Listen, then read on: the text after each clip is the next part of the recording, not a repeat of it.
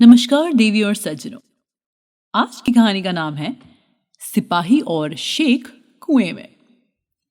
Sheikh chilli अपने पैरों को इतने ध्यानमग्न होकर देख रहा था कि वो सीधे एक पेड़ से जाकर टकरा गया। उफ! वो अपनी दुखती नाक को रगड़ते हुए चिल्लाया, अरे भाई, ये पेड़ भला सड़क के बीच में खड़ा क्यों है? ये क्या कर रहा है यहाँ? अम्मी ने उसे दर्जी की दुकान पर जाने को और सड़क के बीचों बीच चलने को कहा था।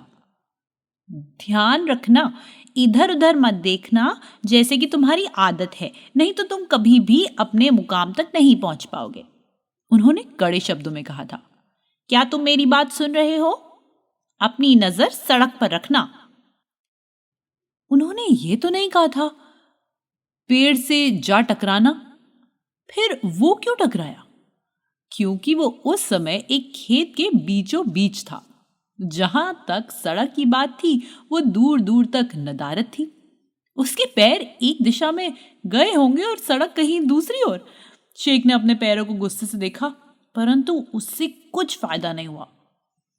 अच्छा, चलो, जब पेड़ उसके सामने है तो जनाब पेड़ पर चढ़कर ही देख लेते हैं कि कहीं वह नदारत सड़क जिस पर उसे होना चाहिए वो दिख जाए। सड़क काफी दूर दाएं को थी। शेख पेड़ की एक निचली टहनी को पकड़कर बस कूदने ही वाला था जब उसे अपनी ठीक नीचे कुआं दिखाई दिया। कुएं की गहराई में झिलमिलाता हुआ पानी बड़ा सुंदर दिख रहा था। शेख टहनी से एक सूखी इमली की तरह लटका और झूलता रहा। उसने अपनी आंखें बंद कर ली और कल्पना करने लगा कि वो हवा में अपनी प्रिय पतंग पर बैठकर उड़े जा रहा है। ढुक ढुक धड़ाक। उसका पालतू हाथी नीचे पगडंडी पर दौड़े जा रहा है और अम्मी उसकी पीठ पर बैठी थी। वो लाल साटिन के कपड़े पहने थी, बिल्कुल वैसे ही जैसे सुल्तान शेख चिल्ली की मां को पहनने चाहिए थे। ढुक धड़ाक। शेख ने अपनी आंखें खोली। उसे दूर दूर तक कोई हाथी का नामो निशान ही नहीं मिला। वो अभी भी कुएं के ऊपर लटका हुआ था, परंतु खेत में से गुजरती हुई पगडंडियों में से एक पर घोड़े पर सवार एक सिपाही उसकी तरफ आ रहा था। घबराओ मत, सिपाही चिल्लाया, मैं तुम्हें बचा लूंगा, घबराओ मत। घोड़े से उतरते सिपाही को शेख ने काफी रुचि से देखा। सिपाही की बहुत सुंदर मूछें थी। मूछें सिरों पर मुड़ी हुई थी। सिपाही का पूरा शरीर पगड़ी से लेकर जूतियों तक धूल में लथपथ था। शांत रहो, घुड़सवार ने कहा, और मेरी बात को ध्यान से सुनो। मेरा घोड़ा एक कुएं के उस पार छलांग लगाएगा। तुम्हारे नीचे पहुंचते ही मैं तुम्हें पैर से पकड़ लूंगा। उसी क्षण तुम पेड़ की टहनी को छोड़ देना। इस तरह तुम मेरे साथ घोड़े पर सुरक्षित रहोगे। समझे मेरी बात? शेख ने जोर से अपना सिर हिलाया। सिपाही अपने घोड़े पर चढ़ा। घोड़ा कुछ कदम पीछे गया और फिर कुएं की ओर तेजी से दौड़ा और फिर कुएं के ऊपर से कूदा।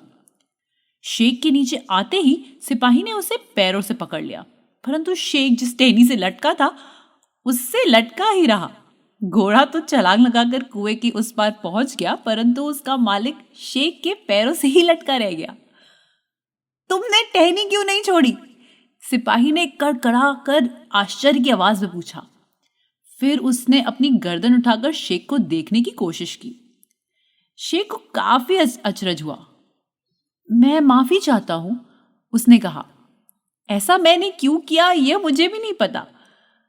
उसने अपना आश्चर्य जताने के लिए अपने दोनों हाथ पसारे।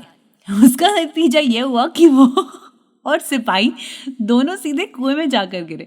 धड़ाम। घोड़े को आवाज से कुछ खतरा महसूस हुआ और वो वहां से भाग गया। पास के खेत पर काम करते किसान घोड़े को वापस लाए और उन्होंने शेख और गुस्से में आए सिपाही को कुएं से बाहर निकाला। शेख खुश नसीब निकला, क्योंकि जब वह मिट्टी से सना और गीला दर्जी के बिना संदेश पहुंचाए वापस घर पहुंचा तो उसकी अम्मी बिल्कुल भी नाराज नहीं हुई। अच्छा ही हुआ कि तुम दर्जी के घर नहीं गए, अम्मी ने कहा, क्योंकि वो तो मुझे यहीं पर मिल गया।